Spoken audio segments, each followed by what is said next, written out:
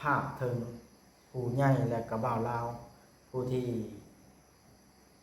เฮ็ดเฮือนอยู่ตอนนี้ยังไงที่ว่าสั่งห้ามบ่าววัดบ่ให้ถ่ายคลิปคิดคักหรือว่าจังว่าแบบนั้นคิดถึกหรือว่าคิดทวนเบิ่งคักหรือว่าเงินเจ้าของผู้เดียวว่าที่ว่าสั่งห้ามดินตอนนั้นมันจะค้นสมทบและก็เฮือนหลังนี้มันจะค้นเจ้าเข้ามาล่ะสิวัง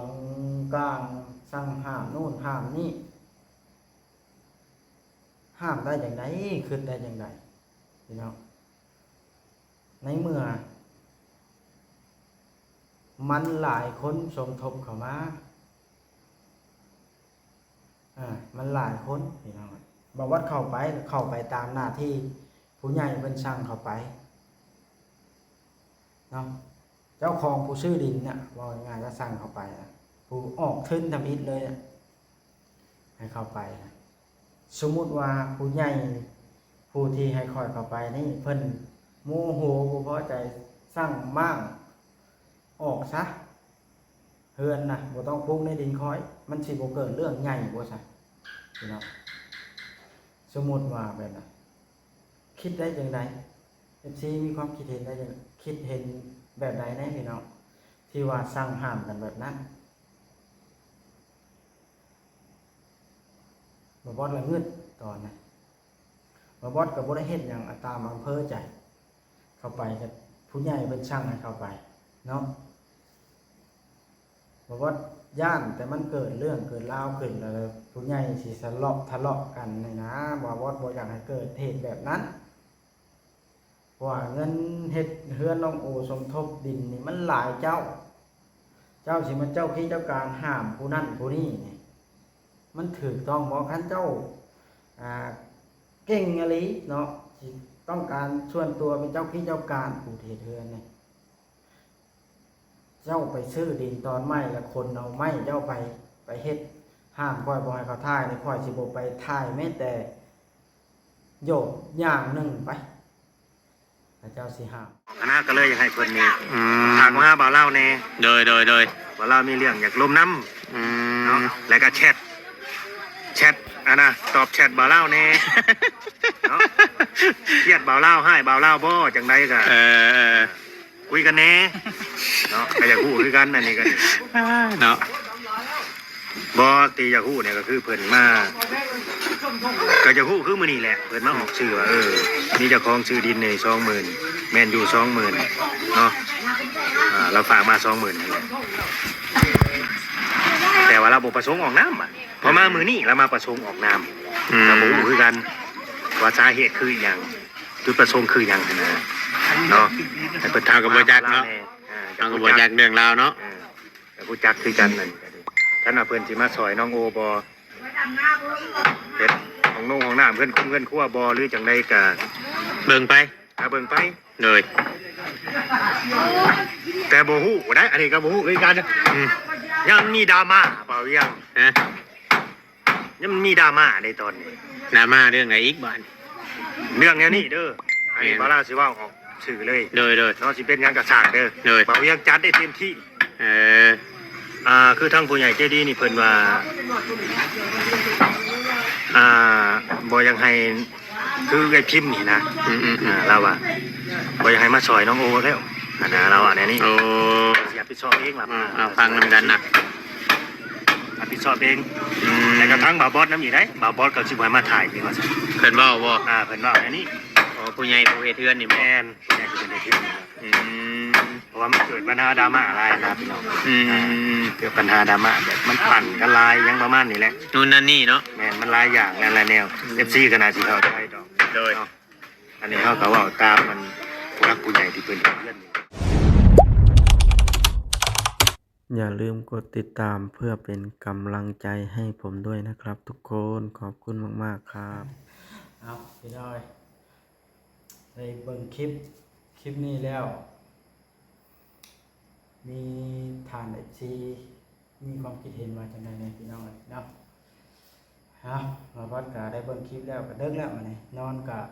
บ่รับปานใด ในเมื่อได้ยินเรื่องแบบนี้พี่น้องเอ้ยก็เลยต้องขอกราบทักทายสบายดีพี่น้อง FC เบิดสุขูสุคนพี่น้องเอ้ยบ่ปอดก็ว่าเป็นคนผู้หนึงนะที่ใจเย็นพี่น้องเอ้ยที่ว่าบ่ซ่าบ่ค่อยตอบโต้กับไผดอกพี่น้องทางบ่ปอดนี่ใครอยากเว้าอยากด่าก็สุดแล้วแต่เนาะบ่ปอดบ่ค่อยอยากตอบหรอก เพียงแต่ว่ามันว่าจะออกมาถามซีเรื่องนี้เนาะในเมื่อเห็นคลิปแบบนี้แล้วตัวเขาเองผู้ถือโดนว้าวนี่คือสินอนยากอยู่พี่น้องเพราะว่าเขาก็ใหญ่แล้วนะเนาะคือในเมื่อเป็นแบบนี้แล้วเนาะพี่น้องที่บวชเข้าไปนั้นบวชก็เข้าไปตามคำสั่งผู้ใหญ่คือกันบวชนี่ก็มีคือกันผู้ใหญ่นะพี่น้องบ่มีทอแต่เบาลาวได้เบาลาวเราก็มีผู้ใหญ่บวชนี่ก็มีคือกันผู้ที่สนับสนุนบวชพี่น้องเพราะว่าอย่างงานแต่ละงานเนาะผู้ใหญ่บ่เคยห้ามผู้ใหญ่เฮาเฮ็ดเทือนวัดแก้วเฮ็ดเทือนน้องแต่ผู้ใหญ่เฮาบ่เคยห้ามว่าห้ามผู้นั้นเด้อให้มาท่าห้ามผู้นี้เด้อมาได้นี่คือการเฮือนน้องโอนี่เฮากับมีผู้ใหญ่ให้เฮาเข้าไปอย่างเช่นเอาเงินเข้าไปสมทบกับ 4,800 ถ้าใครจำได้เนาะเจ้าเปิดสมทบเด้ว่าอันนั้นนี่ปุ๊บแต่พอเข้าไปมานี้พี่น้องเข้าไปมานี้ก็ผู้ใหญ่ผู้ที่เพิ่นซื้อดินให้บ่วัดเข้าไปพี่น้องให้บ่วัดเข้าไป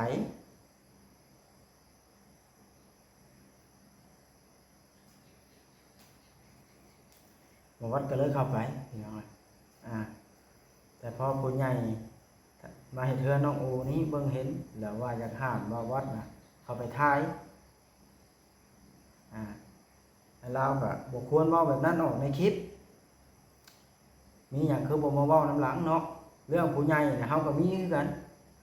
สมมุติเฮาเว้าออกในคลิปว่าบ่ลาวบ่ต้องมาถ่ายเด้อเฮือนน้องแต่น้องบอยนี่อันนี้มันก็เป็นผู้ใหญ่เฮาคือกันนี่สมมุติเฮาสั่งห้ามแบบนี้เจ้าสิสบายใจบ่นะทั้งที่เฮาก็เข้าตามหน้าที่ที่ผู้ใหญ่เพิ่นสั่งผู้ใหญ่ผู้ที่เฮ็ดเฮือนนี่มีสิทธิ์หยังมาห้ามนั่นห้ามนี่แท้มาห้ามได้แบบนั้นมันถือบ่นะทั้งที่เจ้าเปิดสมทบผู้เฮ็ดเฮือนนี่คันสมมุติว่าเจ้าของผู้ซื้อดินนี่เช่นผู้ออกเงินก่อนนี่เนาะเพิ่นบ่พอใจให้ผู้ใหญ่ปลูกดิแต่ว่าเพิ่นบ่ต้องการเงินคืนเพิ่นต้องการที่ดินสั่งให้ย้ายเฮือนหนีว่าง่ายๆไปปลูกวันใหม่เจ้าสิคักบ่นะแบบนั้นผู้ใหญ่ในไหนจังเรื่องมากกระดักกระดอสั่งห้ามโน่นห้ามนี่ห้ามไปเบิดทุกอย่างงึดหลายพี่น้องเอ้ยงึดมื้ออื่นบ่บ่เข้าไปยังสิคุยมีเรื่องคุยก็ไม่ลาวอยู่นี่เป็นจังได๋คือเว้าแบบนั้นในคลิปทั้งที่เฮานับถือเป็นอ้ายเคารพการเว้าการจาทุกอย่างแต่ว่าแม่นยกเอาคำผู้ใหญ่ออกมาเว้าแต่ว่าก็บ่ควรเว้าออกกล้องบ่วัดนี่ก็มีผู้ใหญ่คือกันบ่แม่นว่ามีแต่ตัวเอง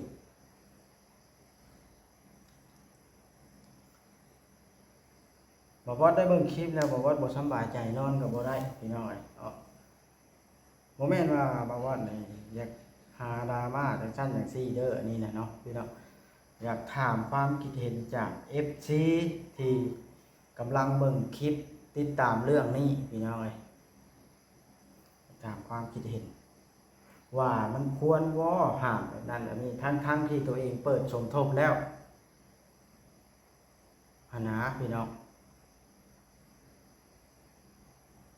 มีหยังก็คือบ่เว้ากันทางหลังไม้ไปเว้าว่าผู้ใหญ่เว้าแนวนั้นแนวนี้ทางไอ้ลาวก็ได้คือว่าใหญ่แล้วหั่นนะมื้ออื่นบ่ว่าต้องไปถามให้ปากสู้แก้มพี่น้องเอ้ย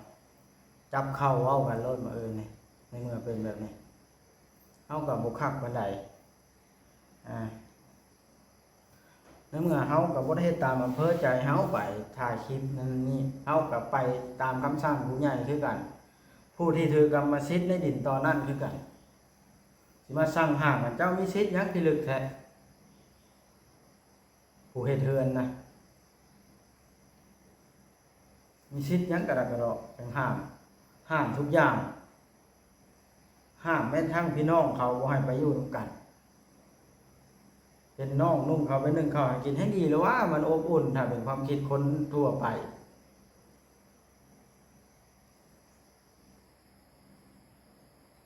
โอ้พี่น้องมาบอสเห็นคลิปแล้วสูดเลยมาบอสนี่ก็ผู้หนึ่งที่เข้าไปช่วยเหลือในหมู่บ้าน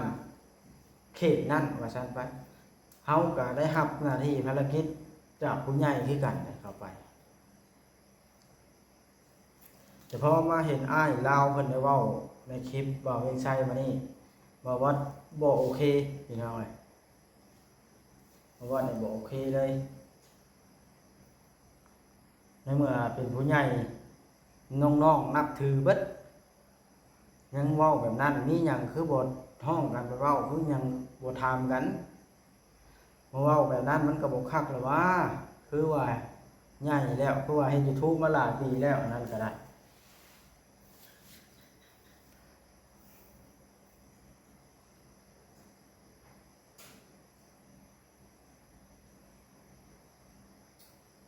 จักสิว่าได้ล่ะพี่น้องเอ้ย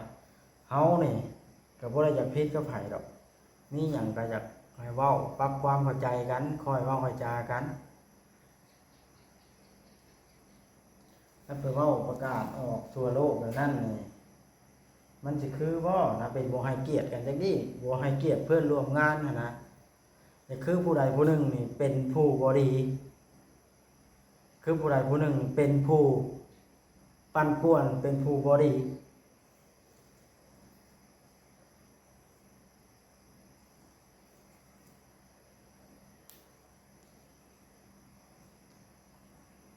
มันสิแม่นบ่ซะแบบพี่น้อง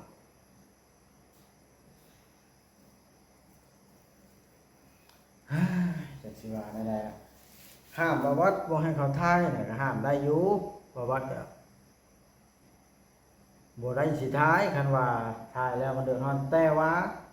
เรื่องของเรื่องนี่บ่วัดก็ได้รับหน้าที่จากผู้ใหญ่เพิ่นคือกันหั่นนะบ่วัดก็บ่จักแนวสิว่าเนาะอันนี้ก็ถามให้เราเด้อถามผ่าน FC เบิดทุกคนถามเราสมมุติว่าเฮาห้ามว่าบ่ต้องมาถ่ายนำข่อยเด้อเฮือนน้องแต่นี่จากคำสั่งจากผู้ใหญ่เจ้าได้ยินคำแบบนี้เจ้าสิพอใจบ่เฮาก็นี่ก็บ่แม่นบ่บ่เว้าเด้อผู้ใหญ่เว้าสมมุติว่าแบบนี้มันก็พังบ่คักแม่นล่ะผู้ใหญ่มาได้ใช้คือว่าแบบนั้นหั่นนะแปะพี่เลนอันนี้น้องพี่น้องผมว่าแบบคำบ่ได้เว้าบ่ได้ถามนี่คือสิบ่สบายใจดอกพี่น้องอันนี้ก็บ่แม่นผิดกันเฮากับไอ้ลาวนี่เฮาก็บ่ทันได้ผิดกันดอกพี่น้องเพียงแต่ว่าแนวมันบ่ควรเว้าออกกล้องก็น่าสิฮู้นะใหญ่แหละ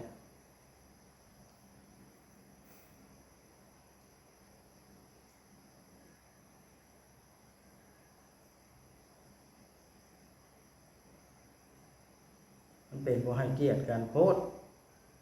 ไผมันก็ใหญ่เบิดแล้วบ่แม่นเด็กน้อยสักคนผมงอกเบิดแล้วให้สิสบายใจพี่น้องได้เห็นแบบนั้นแล้ว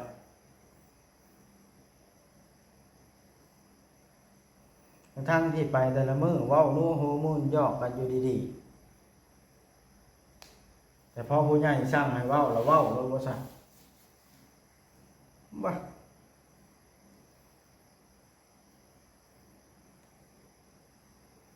ขออนุญาตนะว่าวัดคือบ่ได้ไปขอเข้าไผกินนะ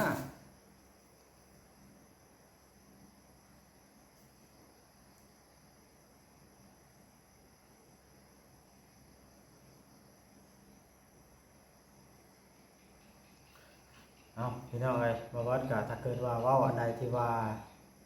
มันรุนแรงหรือว่าบ่ม่วนโน้นหูก็ขอโทษนำหลายๆอันนี้ก็มันเป็นความรู้สึกที่บอกบ่ถูกพี่น้องเอ้ยถ้าไผบ่เจอกับตัวคือสิบ่ฮู้ดอก เพราะว่าในรายชื่อนั้นในคลิปนั้นน่ะมันมีแต่ชื่อของบอบอสนี่ที่โดนแบบว่าโดนห้ามทั้งที่ผู้ใหญ่ก็สั่งการเฮาคือกันนะแต่เป็นหยังต้องโดนห้าม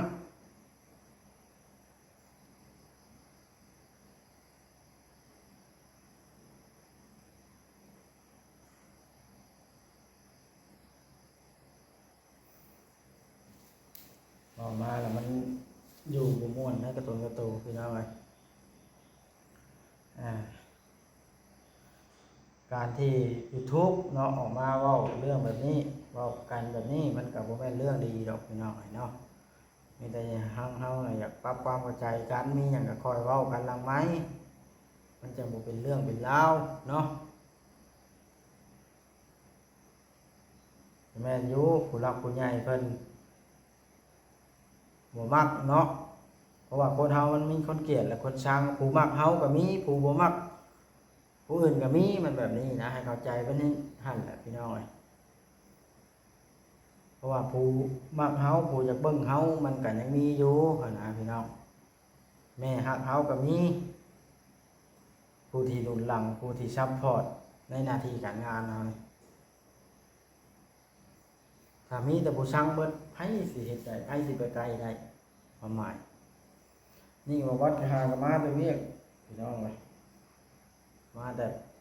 แปลงตีรถมาพอดีว่าเห็นคลิปมันก็เกินนะพี่น้องเกินจนนอนยากพุ่นละในเมื่อเพื่อน YouTube ถ่ายนำกันคู่มือเว้าแบบนี้เอาผู้ใหญ่ออกมาเป็นชื่อเอาผู้ใหญ่ออกมา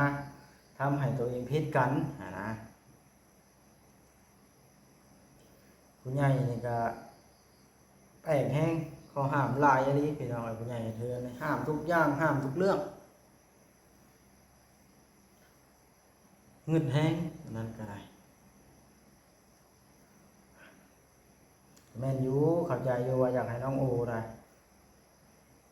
เพิ่นน่ะอยากให้เพิ่นช่วยเหลือตัวเองกุมตัวเองอันนี้ก็เข้าใจแม่นคนใหญ่ปานนั้นไปใส่สิบ่กุมพี่น้องเพียงแต่ไอ้น้องเขาฮักแพงกันมีหยังเขากินน้ำกันไปมาหาสู้กันสิห้ามเขาเฮ็ดผิดช้างนะเงึดแฮงอันนี้ก็ได้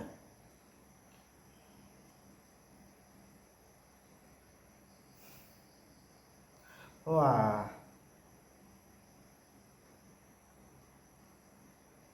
กรรมสิทธิ์มันบ่แม่นผู้หนึ่งผู้เดียวในดินตอนนั้นเฮือนหลังนั้นมันหลายสมทบมันเปิดทางสมทบเจ้าสิมาห้ามเจ้ากิเจ้าการคือสิเป็นไปบ่ได้ดอกพี่น้อยมันแม่นแนวอยู่บ่หั่นนะ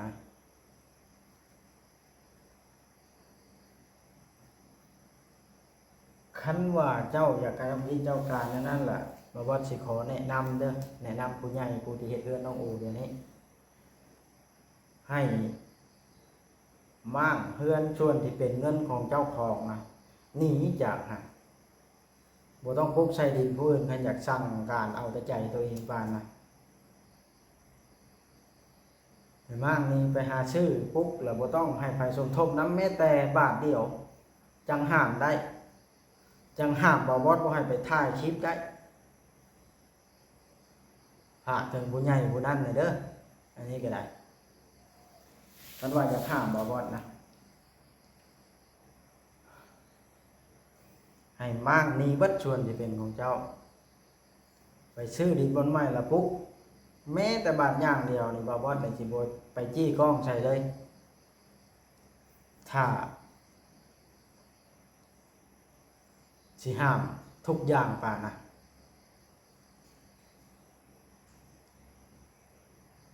อันนี้ก็เว้าหน่อยให้เข้าใจหลายเด้อพี่น้องเด้อเนาะ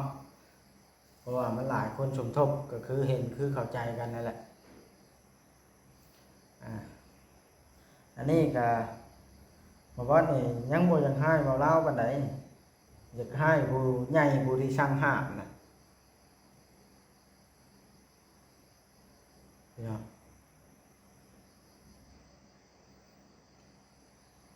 สั่งห้ามไปเบิดคู่อันนั่นดิคิดเบิ่งแน่กว่าคือว่าเป็นผู้ใหญ่ไม่สูงแล้วคิดเบิ่งว่าตัวเองชื่อผู้เดียวบ่ในส่วนบริเวณเพื่อนน้องโอเป็นดินเป็นไม้เป็นเสาต่างๆนานาทุกอย่างคือว่าเปิดสมทบอยู่นะเป็นแนวใดจังว่าอันห้ามเงินแห้งเงินแห้งบ่ว่าในขนาดโมเมนต์เป็นผู้ใหญ่รุ่น6-7 ปีบ่ว่าก็ยังพอจะขึ้นออกพอนี่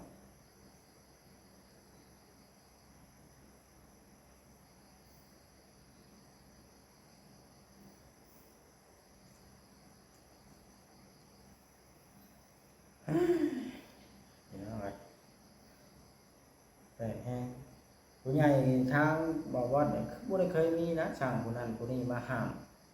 บ่ให้ถ่ายคลิปยังบ่เคยเห็นไปถ่ายก็ถ่ายจะได้แนวมาสมทบกัน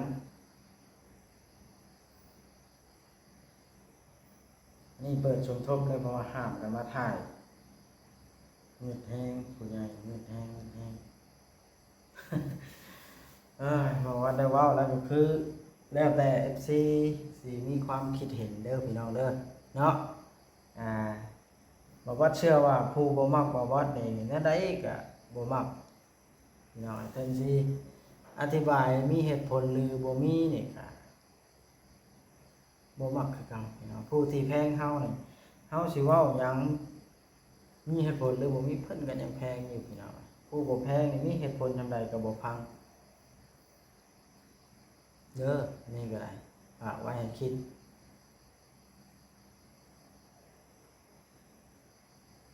เนาะ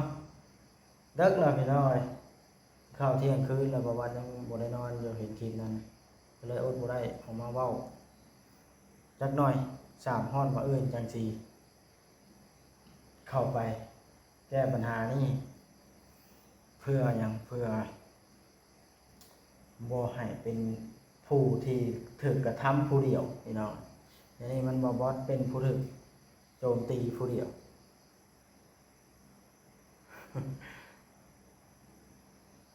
เอาบ้านนี่เนาะคลิปนี้ก็ได้มาวัดกับสิบุคคลเว้าลายซ้ำนี้แหละพี่น้อยมาจังว่ากันพี่น้อยเนาะ